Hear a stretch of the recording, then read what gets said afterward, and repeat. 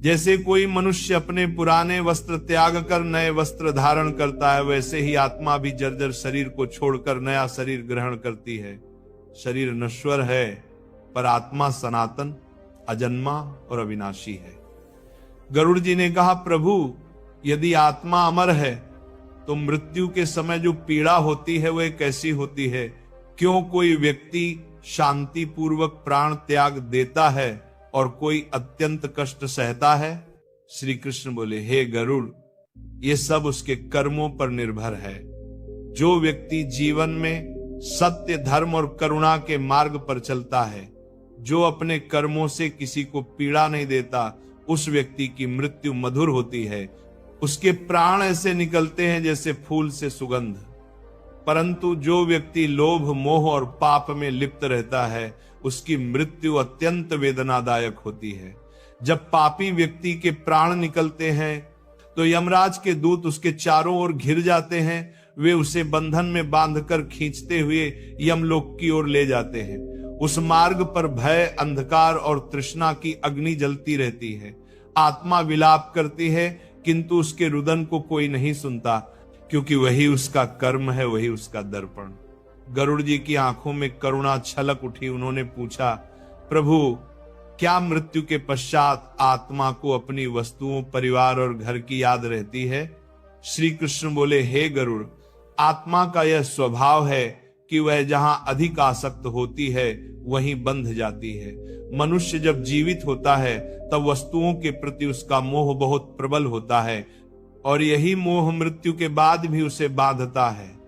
जो व्यक्ति अपने शरीर, घर, धन या वस्त्रों को अपना मानता है, वह मृत्यु के बाद भी उनसे मुक्त नहीं हो पाता। हे गरुड़, मृत्यु के बाद जब आत्मा देह त्यागती है तब वह कुछ क्षणों तक अपने शरीर के पास ही रहती है। वो अपने प्रियजनों को विलाप करते देखती है, अपनी वस्तुओं को इधर उधर जाते हुए देखती है, पर कुछ कर नहीं पाती। यही सबसे बड़ा दुख होता है, देखना पर कुछ कर न पाना। ये अवस्था ही प्रेत योनि की शुरुआत होती है। गरुड़ जी ने पूछा, प्रभु क्या सभी आत्माएं प्रेत बन जाती हैं? श्री कृष्ण बोले, नहीं गरुड़, जो आत्माएं अपने कर्मों से पवित्र होती हैं वे यमलोक में धर्मराज के समीप जाती हैं, जहां उनके कर्मों का लेखा जोखा होता है।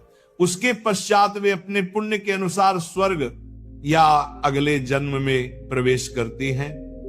किंतु जो आत्माएं अत्यधिक आसक्त होती हैं, जो अपने घर, धन, वस्त्र या प्रियजनों से मोह नहीं त्याग पाती, वे पृथ्वी लोक पर ही भटकती हैं।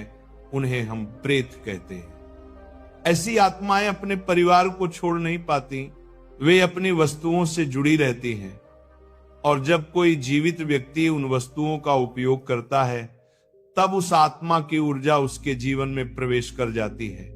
यही कारण है कि गरुड़, मैंने मनुष्यों को यह उपदेश दिया है, मृत व्यक्ति की वस्तुओं का उपयोग कभी न करो।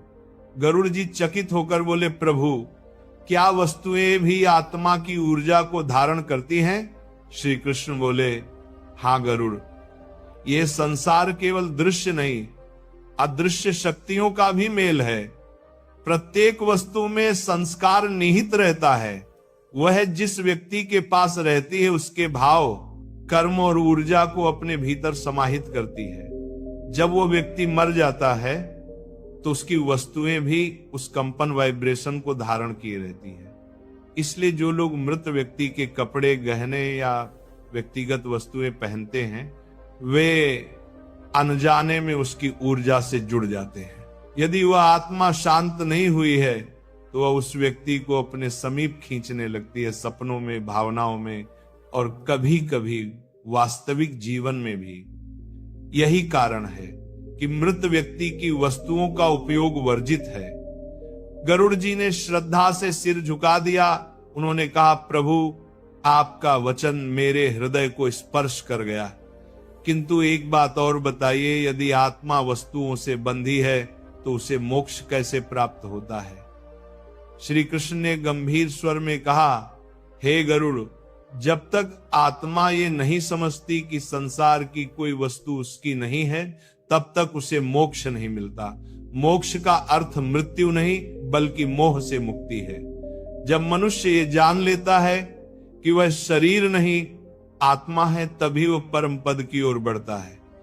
और जो व्यक्ति अपने जीवन में ईश्वर को स्मरण करते हुए, सच्चे कर्म करते हुए जीता है, उसकी आत्मा बिना किसी बंधन के सहज गति से ईश्वर में विलीन हो जाती है। कैलाश की वायु में उस समय दिव्यता घुल गई थी। गरुड़ जी ध्यान मग्न होकर श्री कृष्ण के चरणों में झुक गए। श्री कृष्ण ने कहा, हे गरुड़, यह पहला रहस्य जान ले, मृत्यु अंत नहीं आरंभ है। आत्मा अमर है, किंतु उसका मार्ग उसके कर्मों और आसक्ति पर निर्भर करता है। जो व्यक्ति वस्तुओं और मोह से मुक्त होता है वही मुझे प्राप्त करता है। और तभी वातावरण में गूंज उठी एक मधुर ध्वनि, ओम नमो भगवते वासुदेवाय। भगवान श्री कृष्ण ने कहा, हे गरुड़, संसार के समस्त जीव इस सत्य को भूल गए हैं कि यह देह नश्वर है। वे स्वयं को शरीर मानते हैं, परंतु शरीर तो केवल एक वस्त्र है जो समय आने पर बदल जाता है। आत्मा कभी मरती नहीं, परंतु जब मनुष्य मृत्यु के समय अपने शरीर, परिवार और वस्तुओं के मोह में डूबा रहता है, तब वही मोह उसके मार्ग में बंधन बन जाता है। गरुड़ जी ने कहा, प्रभु, क्या यह संभव है कि किसी व्यक्ति की आत्मा मृत्यु के बाद अपने घर में ही रुक जाए? मैंने कई बार देखा है कि किसी के मरने के बाद घर में विचित्र घटनाएं होने लगती हैं, जैसे कोई अदृश्य उपस्थिति, कोई सुगंध या भय का अनुभव। श्री कृष्ण बोले, हे गरुड़, जो तू कह रहा है वह सत्य है। जब कोई आत्मा अपने भौतिक बंधनों से मुक्त नहीं होती, तब वह देह त्यागने के बाद भी उस स्थान पर भटकती रहती है जहां उसका मोह बंधा होता है। यह अवस्था प्रेत योनि कहलाती है।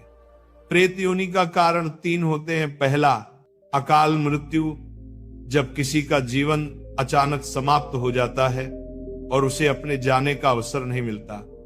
दूसरा, अतिमोह, जब आत्मा का किसी व्यक्ति, वस्तु या स्थान से गहरा लगाव होता है। तीसरा, असंपूर्ण कर्म, जब आत्मा कोई कार्य अधूरा छोड़कर चली जाती है। ऐसी आत्माएं अपनी इच्छाएं पूर्ण करने की लालसा में पृथ्वी लोक पर ही रहती हैं।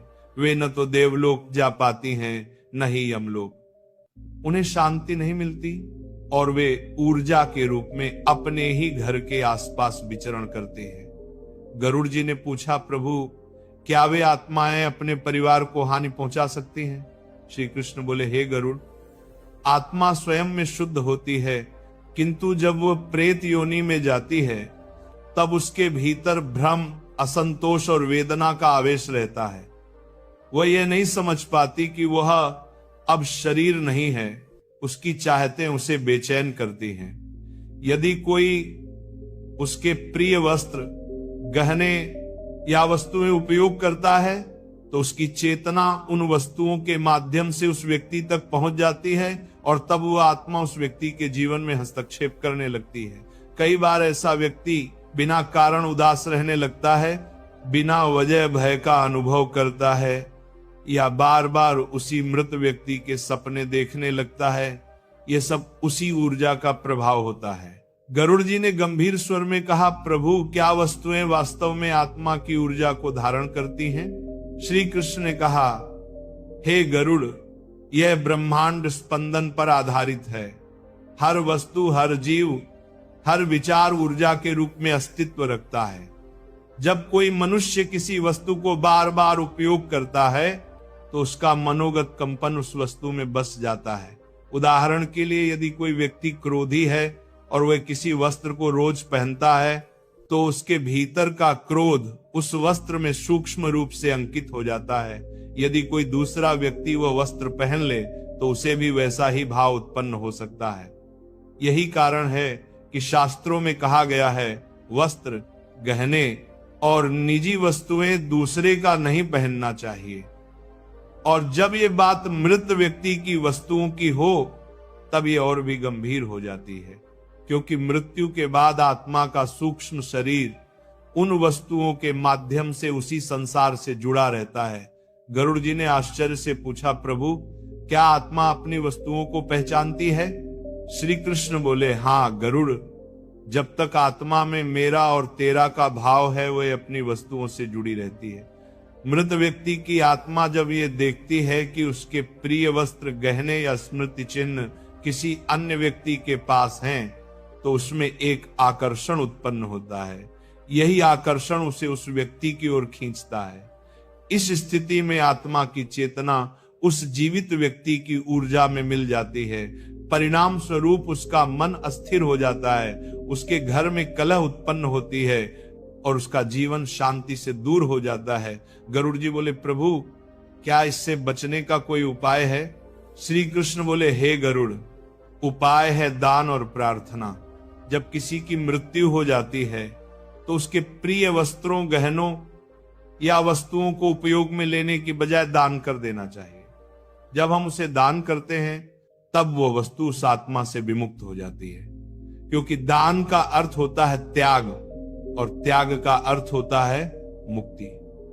जो व्यक्ति मृत आत्मा की वस्तुओं का दान करता है वह उस आत्मा को शांति प्रदान करता है, और यदि वह दान किसी जरूरतमंद ब्राह्मण या मंदिर में किया जाए तो वह पुण्य आत्मा को परम पद तक पहुंचा देता है। फिर श्री कृष्ण ने गरुड़ जी की ओर देखकर कहा, लेकिन हे गरुड़, यह भी ध्यान रख, केवल वस्तुओं का दान नहीं, भाव का दान आवश्यक है। यदि मनुष्य किसी वस्तु को दान तो करे परंतु भीतर से मोह न छोड़े तो वह आत्मा फिर भी बंधन में रहती है। गरुड़ जी ने पूछा, प्रभु यदि कोई व्यक्ति अपने मृत प्रियजन की याद में उसकी वस्तुएं अपने पास रखे तो क्या यह भी अशुभ है? श्री कृष्ण ने उत्तर दिया, हे गरुड़, यदि वह वस्तुएं केवल स्मृति के रूप में रखी जाएं और उनमें आसक्ति न हो तो वे हानिकर नहीं, किंतु यदि मनुष्य प्रतिदिन उन्हें देखकर दुखी हो, विलाप करे या उनमें भावनात्मक लगाव बनाए रखे तो वह आत्मा की शांति में बाधक बनता है। ये संसार प्रवाहमय है, जो आया है उसे जाना है। मृत व्यक्ति को याद रखना श्रद्धा है, किंतु उसकी वस्तुओं से मोह बनाए रखना बंधन है। श्रद्धा मोक्ष की ओर ले जाती है और मोह पुनर्जन्म की ओर।